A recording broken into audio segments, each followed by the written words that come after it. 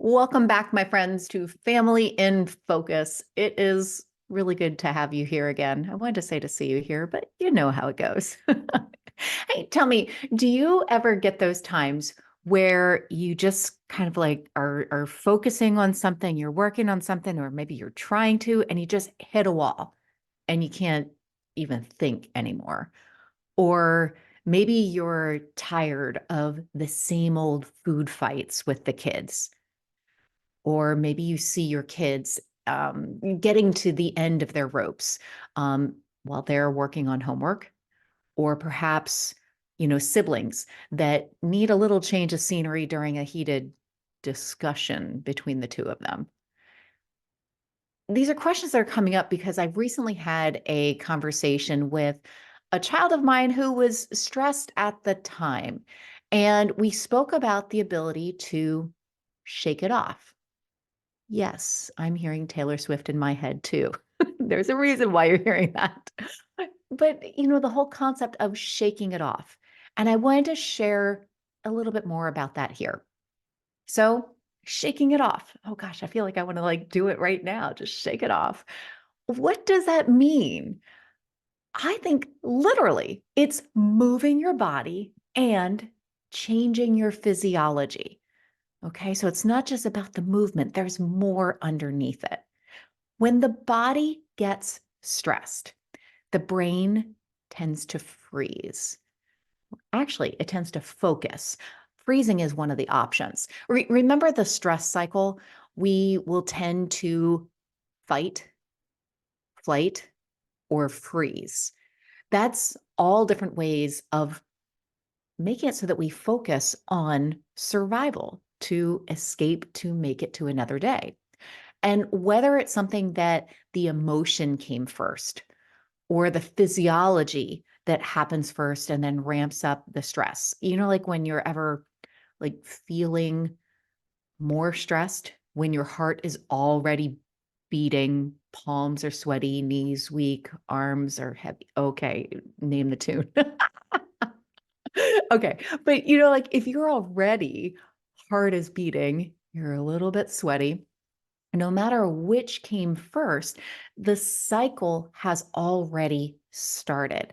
The body wants to escape the discomfort to live to see another day because it's on. The stress cycle has started.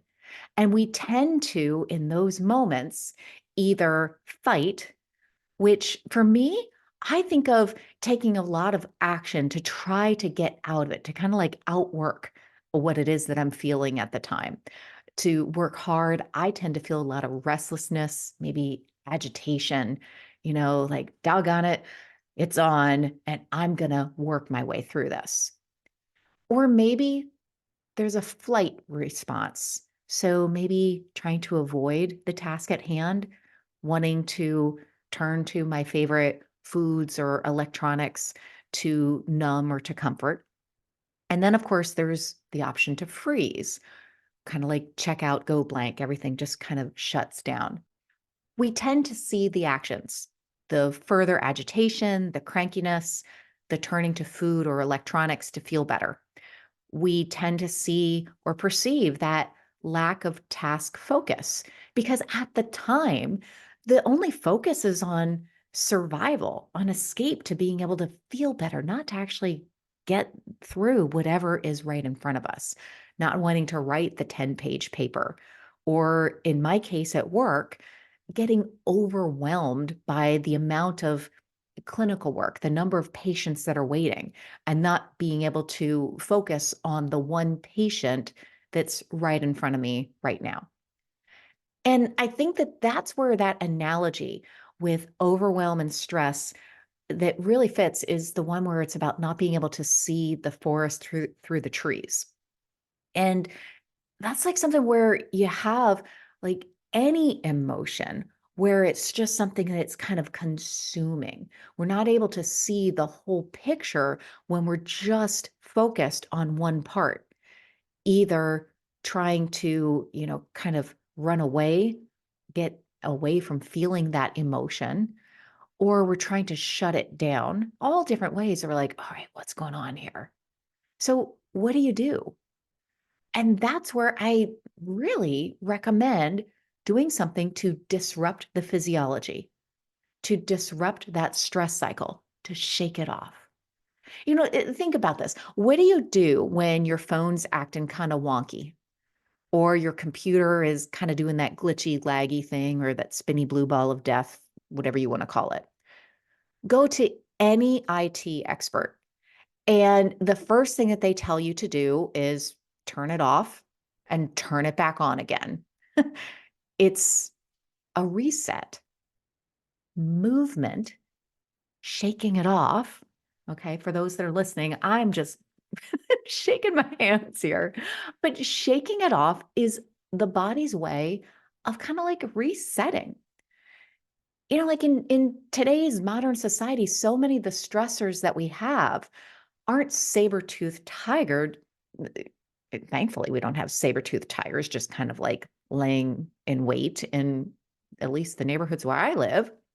But it's actually the stress, the threats that are between our own ears.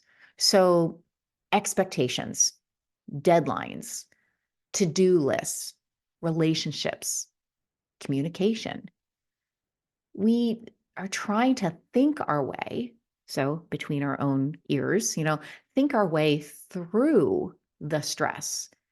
And then we have so many more struggles because our brains are just over it. We need a reset. Shaking it off has been used in cognitive therapies, in hypnotherapy, so hypnosis, for a long time. Like simply moving, shaking the arms, shaking the legs, getting up. Yes, I'm totally getting up and just kind of moving around a bit. It helps the individual disrupt whatever mental pattern they were just in. It's another way of changing the physiology, just like taking a deep breath and letting it out twice as slowly as you took it in. The breath work actually activates the parasympathetic nervous system. So that is, the slow, the calming, the relaxation side of the nervous system. Where shaking and, kind of like moving around, that shaking body movement activates the sympathetic nervous system. It's moving. So why? Totally hear you. Why does activating the sympathetic nervous system work when you're already stressed? Great question. It's because it's actually discharging the stressful energy that you're already feeling. So going back in the day when that saber-toothed tiger was the source of your stress, your physiology would get activated. It would come online where you would have stress hormones pumping through your system. Your heart would beat faster to get those hormones all over the body where we needed it. You would have muscles that would tense up, ready to boogie out of there and run as fast as you can. Those stress hormones were part of the fuel to escape and run, to see and live to another day. Today, we can utilize those same hormones, okay, because they are already going through our system. We've got cortisol and adrenaline, and it's all being caused by all of these stressors that we have today. But we can utilize those hormones that are already pumping and we can shake it off. So, what does that look like? It could be as simple as truly getting up and moving, just taking a break. Get out of your chair, go walk around the room, maybe shaking the sillies out. Have some fun with it. Get a little bit playful with it. Maybe something in that type of language you can introduce with your kids. Maybe you're already using it. Maybe it could just be kind of like pumping your legs or taking the stairs and coming back again, doing some air squats, maybe doing an Insta dance party, bring in all the Taylor Swift and Eminem references that I'm making here today. In my focus sessions, I will invite participants to shake it off. when we switch from one focus to the next. Again, it's a reset. It's clearing the brain of the patterns that we had been making and then making space for new ones. It's like, oh, I got your analogy here. It's like shaking an etch-a-sketch. Whatever was there before, we're just resetting it. And then we're getting ready for the next creation, the next step. So think about it. Where can you use a moment to just shake it off? Yeah, totally. Think about it now. Where would you love to hit a reset button in your day? Shake. Where are you feeling emotions that perhaps are keeping you from doing whatever it is that you want to do? Shake. Where could your kids channel their energy towards using their bodies and then get that energy out of their system? Oh, yeah, shake. I've totally got Taylor Swift in my head now, and she's taking off in the chorus again because we went shake, shake, shake. Okay, I'm done. Shaking it off has a very important role. It's bringing the body back online. It's letting the body communicate with the brain. It's seeing the very important connection that we have between the body and the brain. They are not two separate systems. But, when we're often in this thinking dominated space, our body is kind of lagging, dragging, fidgety. It's asking for some movement. It's letting us know, okay, we need to change this up now. So invite some movement, maybe some shaking it off and see what happens. Like, I'm not kidding here. I just keep on moving. Every time I say shake it off, I just kind of like shake it off. It feels better. It's just kind of like getting it out. Get it out, and I'd love to hear what your experience is, because this is something where we're just trying different things on. We're trying to see what fits, what works, what you want to keep on exploring with. It's new opportunities. That's something that came up in the discussion that I had with my own child this week, because it's something where we're just trying to introduce, like, there's nothing wrong with you. And yet, you can listen to your body. What is it that you need right now? Do you need a reset? Do you need a break? Do you need some movement? All sorts of different ways to look at or phrase the same thing. What is it that you need right now?